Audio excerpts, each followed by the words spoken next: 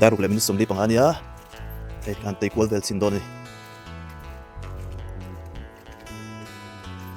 itla hi salvation kem pacific khania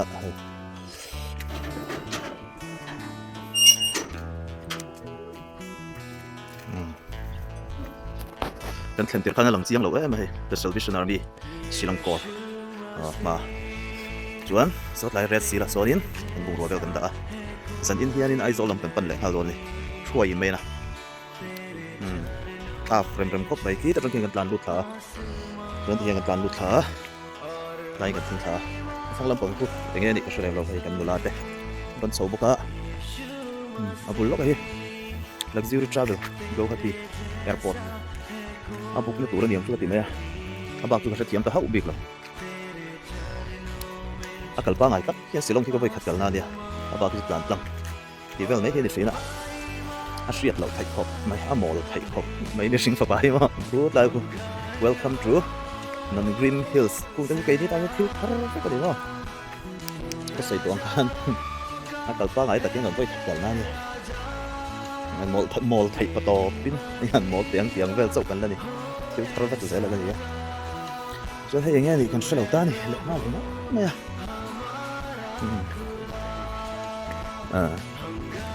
ni mal in iron he house number này chặt lại này in này nuông đón khop đấy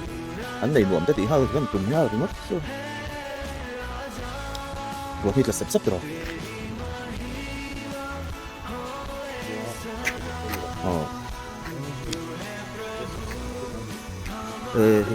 nghĩ fair price shop siêu khop mày cần câu ngã nó ít sân thì trong bầu nó tụi róm rồi thì có mấy cái risk quay này lại mấy girls hostel cái gì nó swap lẽ này mấy cái dung lịch không nghe ý hàng câu thật dễ làm ô nè anh thì ta xa xa hết lại hay Young Mizo Association lel pari ro fu ti de lo om ni hay kem pa sin nei thave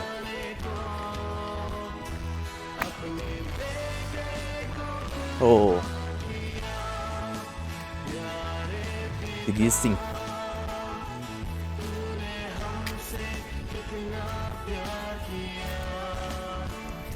hay Tigi Singh te poi homestay vet ani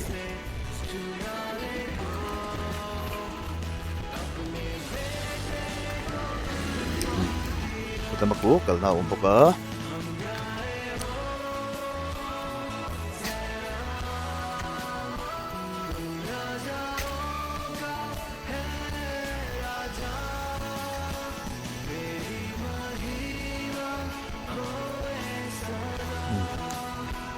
Ami zoram mani Shillong hisu abo rock po hi Mizoram kita silchar samvel kan thlen kha lum hu baya khian taxi de ke achung engat ni a ni silchar kan thlen kha la ulum ema silchar thanga megaleya kan han dai lut sei bo ro khi dang zar zel me Ami zoram rui me tên nấu tôi mà hổ lắm anh em khơi lại nghe khảo tí ôi đồ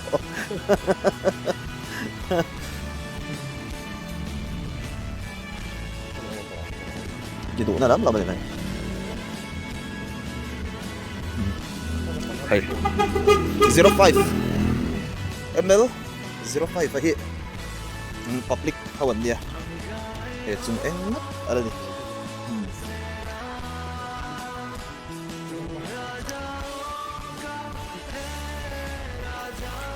soi lên à 01 này government là bản địa 02 khát tiền khá đến sự phải lắm tí thế 03 tiền đâu đấy phải chọn số 04 không thì anh em mổ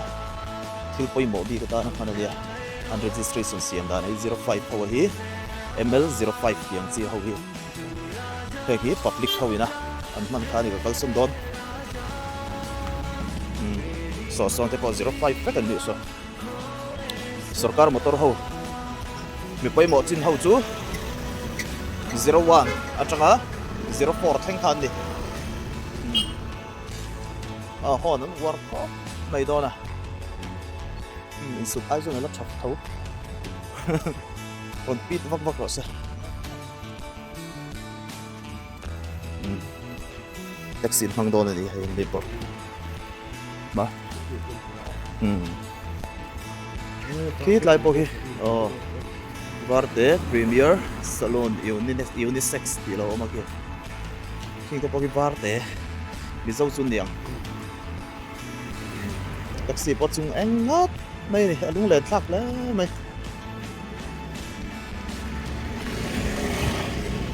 tuna shi chuadin sarkar motor ite khang ho kha chuwa kom shi lawa ML 01 02 03 04 ho kha hu tu ran mang lo na thai chin chin gang kalanga kong ga sia to lo chin na gan thu top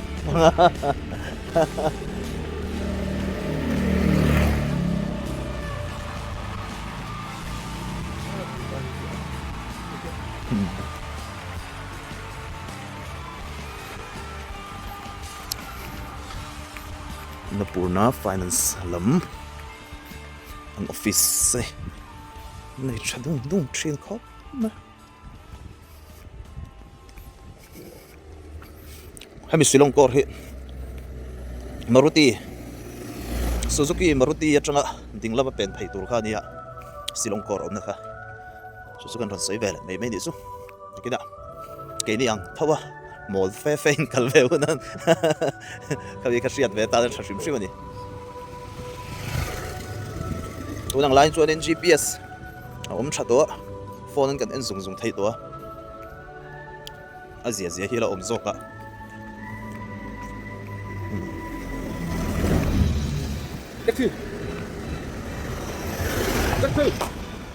ashala woni ka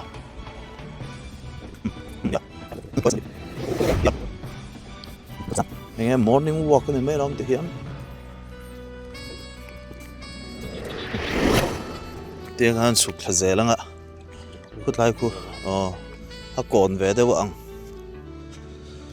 he còn tí là campus về đâu đâu này cô rõ cả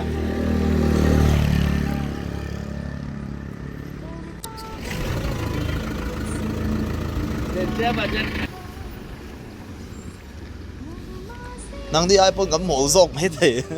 mi zo du su it like a petrol pump te o mani ki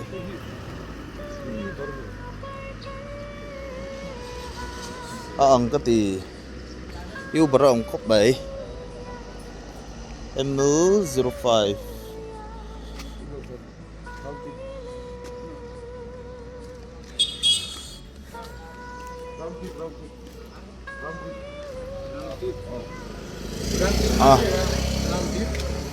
back कर लीजिए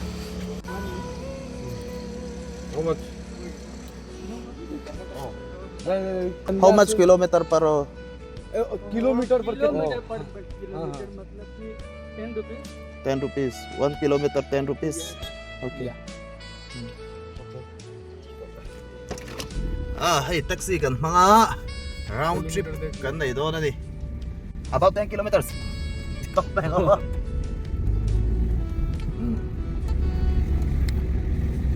popular place okay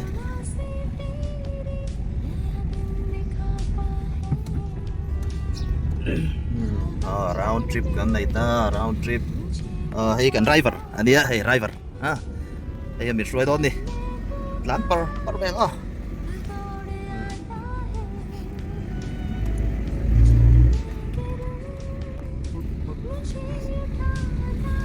hot là hi lo ma voi ni hi Sunday ani wangin in hong vakin om lawa a khopuya po hian hei round trip kan han nei na turan he motor tlan hi an wang khop nei an om ve pheu pheu ti vel chawani Shillong kwa kan phang do na di hi sei tong khanin Shillong hi Sunday an chuan dorin hong an om mang lawa Mizoram ai zo taxi man chu tlawm ani 1 kilometer 10 ni zo no in tlawm lai ko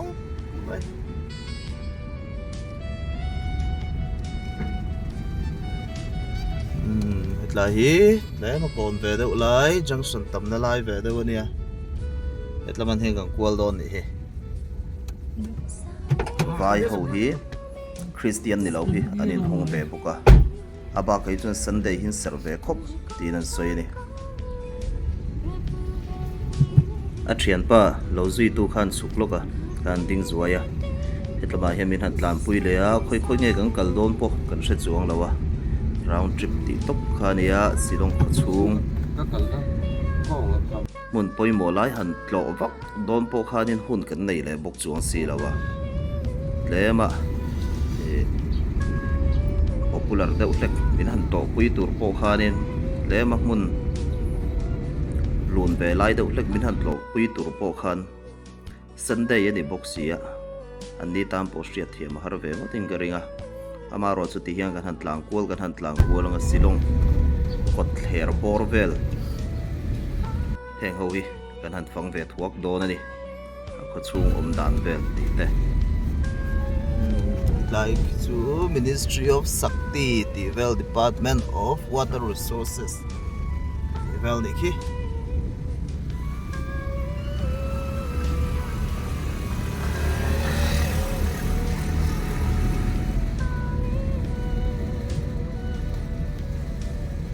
नाम क्या this place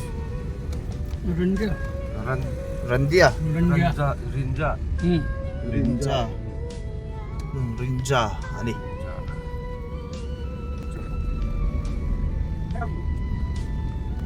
what is the most popular place oro Google ngai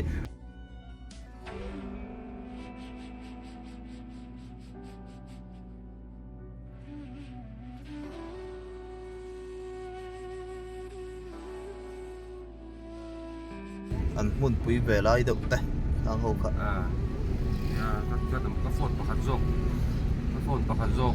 ก็ตะลิดาว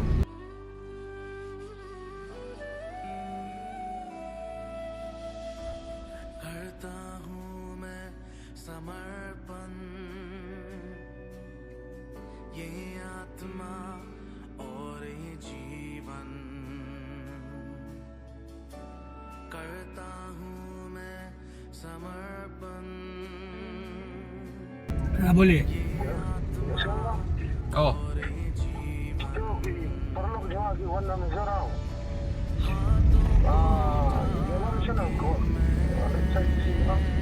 हिंदी बात करो ना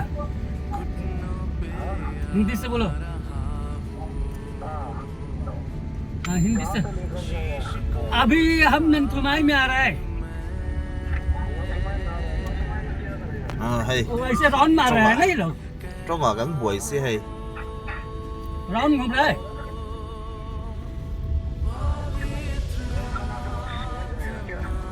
जाएगा बोलेगा तो हाँ हाँ हाँ ठीक समझ गए anh sẽ thiam to thì cái trong cái lab पर thầy to buổi thak ha thak ko vậy hay hay lan lại ta vâng đấy Shillong apan tur katia English te kalau in zero ve ya Shillong aga pang zo ve kang katia ama rozu kan English thiam lian English thiam lo in ang lo niang kan in be thai teit la lo me hai kan thiam ba kan han phone a sal sa ya so bi zo mi lo soi sak ta zo me kan lo kop mai hai English ma din an lo zo boi thak ko ni हाँ ठीक है अभी जा रहा है अभी मदर जा रहा है हाँ लाइन में खड़ा लेगा हाँ लाइन में खड़ा होकर के फिर मतलब नौकरी में छोड़ेगा ठीक है ठीक लेकिन ठीक है sẽ thiam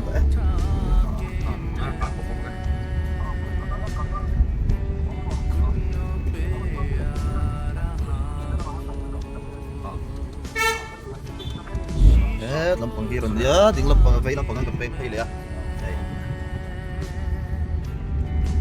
Side bigger. शायद देगा ठीक है देगा आगे मिल जाएगा Mizoram den taxi chuan manai tlawm nei ko kai hei anni poi kong hi chu a chu chho ve deuh tho mai a Mizoram này hàng compare cho đi ai thảo em lâu đi Shillong đi hàng cầu tụ na zirin cho thằng số kilometer khata cheng so mania tlawm khop mai nam dang local here Mizoram taxi man tàu zian soi hi thil dik deuh chu ni ti hiril ron nei tu na hi oma kilometer ra cheng so an ni thei tu chân chuan thei do na mu ti mai tu ra ni sấy liền cũng mà khi chụp sầu đàn về lấy lăng công về thôi đi Shillong đi Mizoram thế này đang làm nào lâu bầu có Mizoram thế này làm đâu đấy mà sẽ taxi fare là hết rồi tàu chạy về mà mày đi xuống lúc này vừa nó bay anh tàu chạy cái gì đâu đi lúc chín kim là chiêu nghe rồi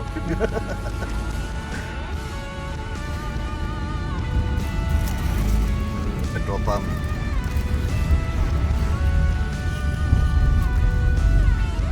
trong hi chu cần thanh lắp tụi nó cần phăng cuối tụi tiền đâu tật đi điện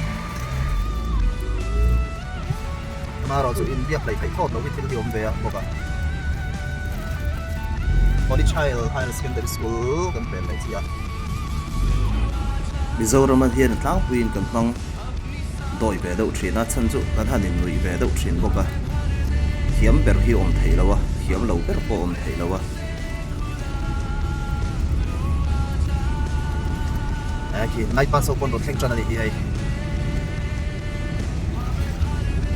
học cần chú đấy cơ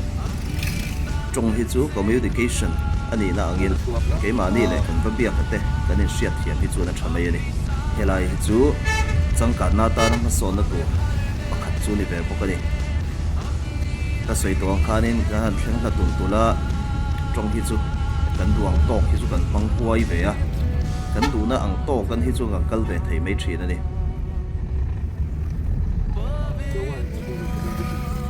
Manderding Police Station Traffic Branch Hotel भी बंद है रूट का क्लोज है हाँ होटल नहीं क्या hotel Một trái. chạy bạn tu na te po hianin han chamri deuh dawn ni lang chu anin tailo te a kadin be pok zung thei na rin oma mà rồi chú cái này chú Shillong cần lệ lang hi để rồi mấy à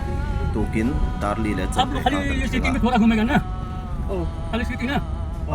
दूर डिस्टेंस नहीं जाएगा मतलब चेहरा ढोकी ये सब नहीं जाएगा चेहरा पंजी ये सब में नहीं जाएगा Đây đây đây. thì hiện zingka ra mulawin kan han phang thuốc à chuan zan thleng kanin khomanga zandar som vela in khom ba na dar som vela ni ka ringota chuta chuan ai zo kan pan chho le hal do na kan chamrei lo lu lai ema trong hanin shepo tak tak tur pon ati thai tak tak shi lo ni kan zung chau okay zoom rem na lai tur ra ko shlo ani kha mizo आगे ka zuna chuak lu tu hai heta em Baptist Church of Mizoram ma hianin no pang pathi mizo kan hmuwa zoom kan han dil to pa heta in zoom mai ro un tia lo mena ऐसा ना लोकल में घूमेगा lai ver hi mizo veng an ti chu dia mizo veng mizo veng tin ta zo ta ti ro ta an yang chu ka ti mai để hi mizo veng so ni kan soi sual lo chu mo soi sual tak le comments la mai lo soi dik mai do dia Madam di ting service na bi. हाँ मदद देंगे ये मदद देंगे Đây đây. Madam service na bi charge. अच्छा है le min han chamrei da udi lang chu adin kan bang poi be chho tu langa hetlai om te den po hianin kaim te pok chho thei zung sui na rin omani chuwa chuan tong an hianin ma english ni ama tu ma hi man doi de du lo tu re ni tan de lo be hay de ko mi zo on vang be mi zo an om lo an chia hianin kan thiam ang to ki kan phang be pok ze la nia chuwa chuanin in thashun reng reng lo tu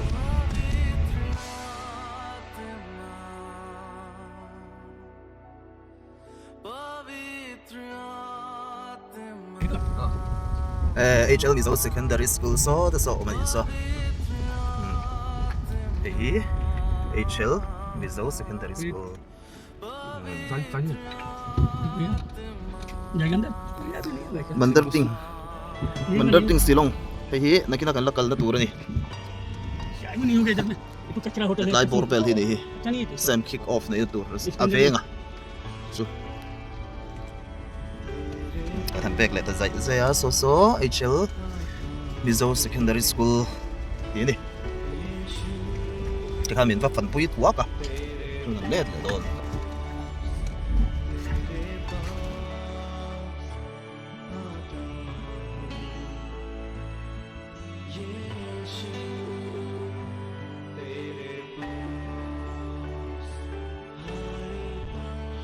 sila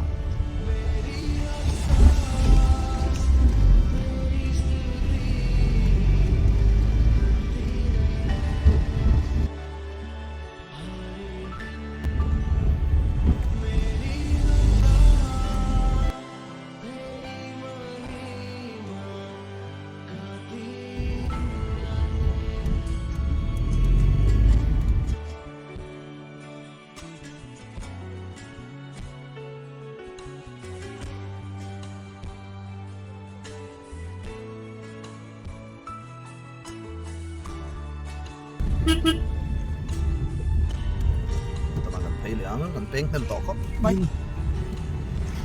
Service na di church. Dia mau ada church saja. Hah? Church saja. Ah. Church. Itu apa? Service na baru. Masa ke church saja. Ha. Duduk kan. Oh.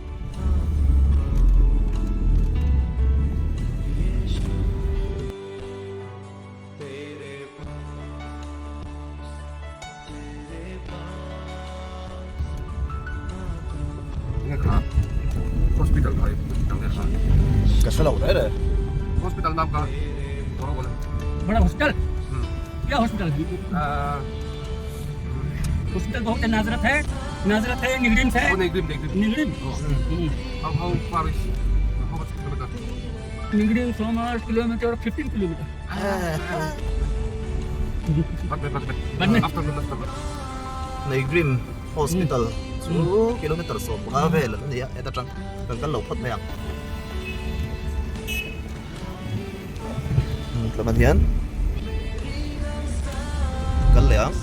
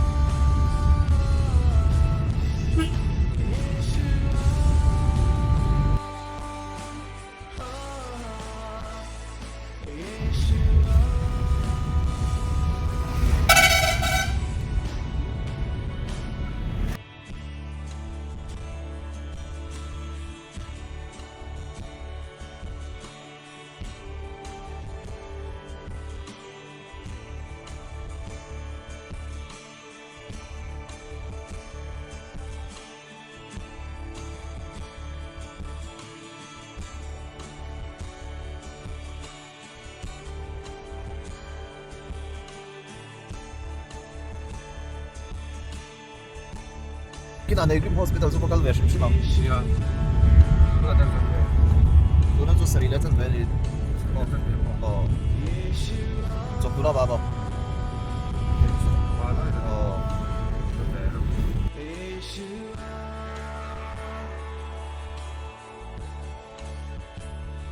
Sunday si Kiswanin Shillong hi Christian ram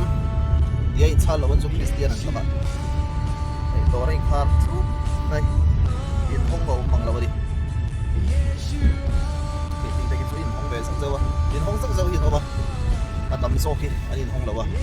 ani khom be zeran ti chi ni ani khom be zeran ti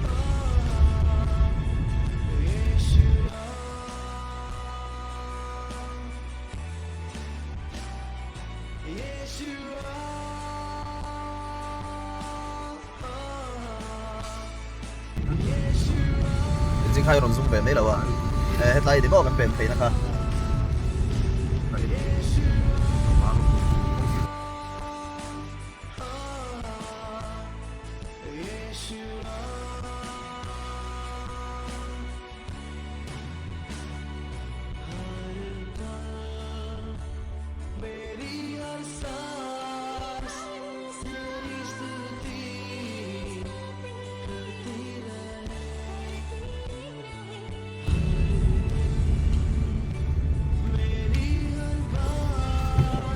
Dual le don ta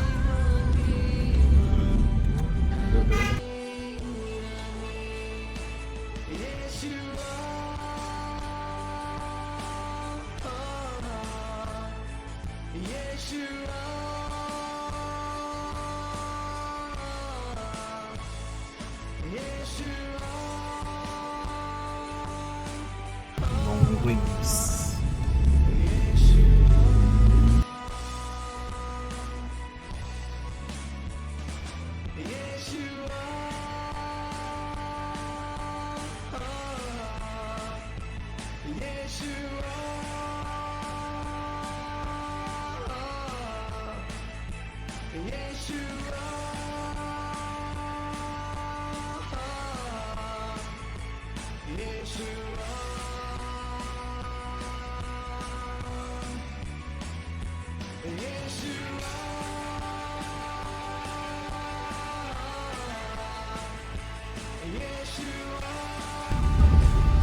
Dia akan kalau sampai back na kari kanya.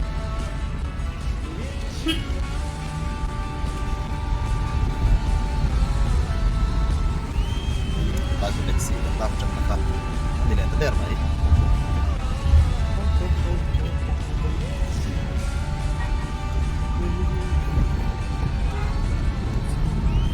Kung ngaya kan dai ta. Itu kung ngaya ni ti, alas siat thai ta ba.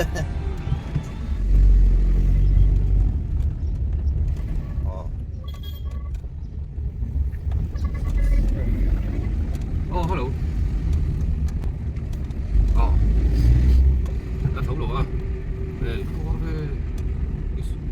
예쁘게 지금 고속 간 정보를 간대. 택시 간다. 미당 전 모델. 나리아. HQ Chef Engineering Shillong Jo. 아, 그거 다 좀 받는 분 같네. 이런 돈 Thì 좀. bối thì nông mèo khóc mấy Feel 이게 Chief Engineering của Shillong.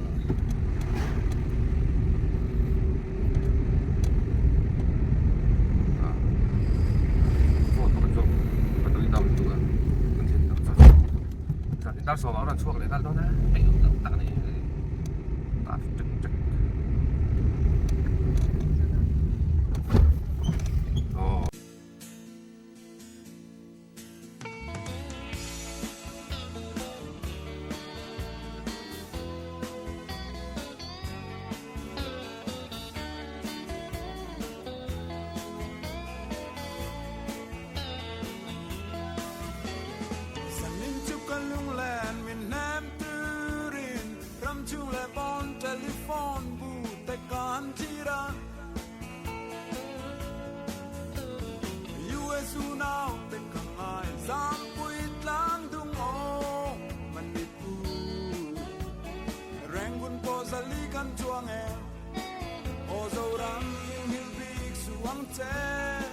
Don tangin zoram kan ngai bong bong mangai biat tuin lan bang ong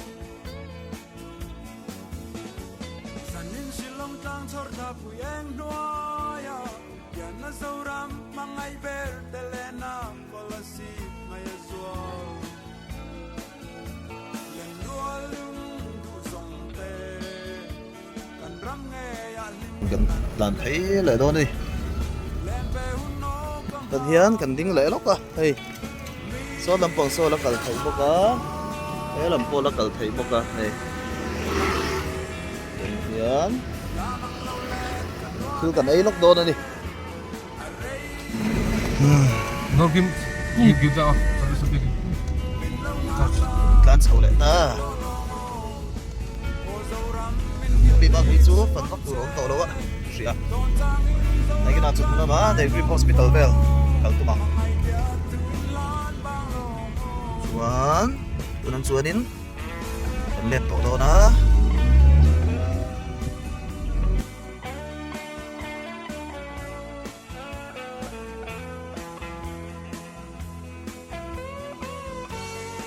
Kaya lagi kong nakuyin sa balik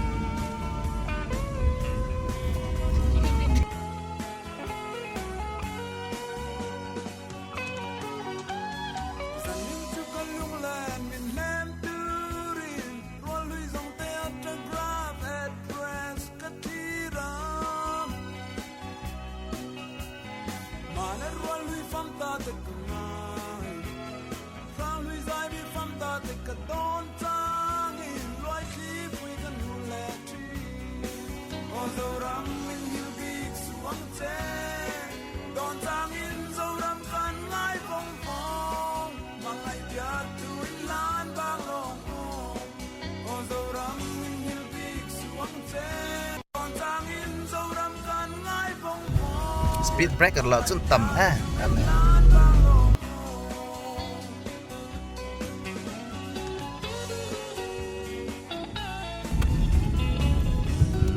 teman hei kan tan suat kan na ber kan thling le ta Shillong kor kan panang Shillong kor Bisa dulu ya. Stop ya. Đây. Shillong kor Shillong kor biak lam panin kan hangkal le ya hei ma ke ya kan suk thak pek pek na khania taxi kan kawa lading thai lo zuya chuta sumo mi ta khani kong chanchin aniang milo zol te le khang la oka kan riat lo dang khain hang deuh reng ani hloma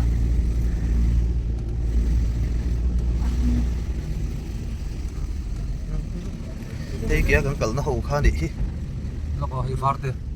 ta trò. về làm bằng hei chale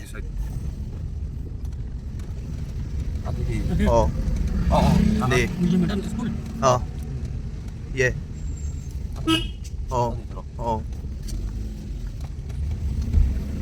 Yêu là con chào xin.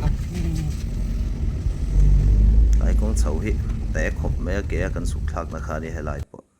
khitlai chak lok mai khi Shillong kor salvation biakin khania heng ho hi an jing tong tra in khom ron bang ani kan ringa an ron in zui thladam dam hlom mai sister te kathlik hin taman tia Shillong a hian kathlik hin tama ko shandang a hi chu kan tam em lo ni turani kathlik hin tam deuh bera hei heng te po hi kathlik vek an yang an jing tong tra in khom an ron banga bek hin se ngar thai khop me ve thawin mizo ang ve thawan ni Shillong kor kan thleng le ta idhar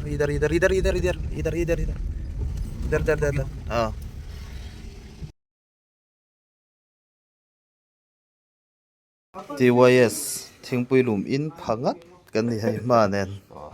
kan lom khop mai TYS mezor mi te an nei thingpui sial tak min lum saka jing kan zuk thawa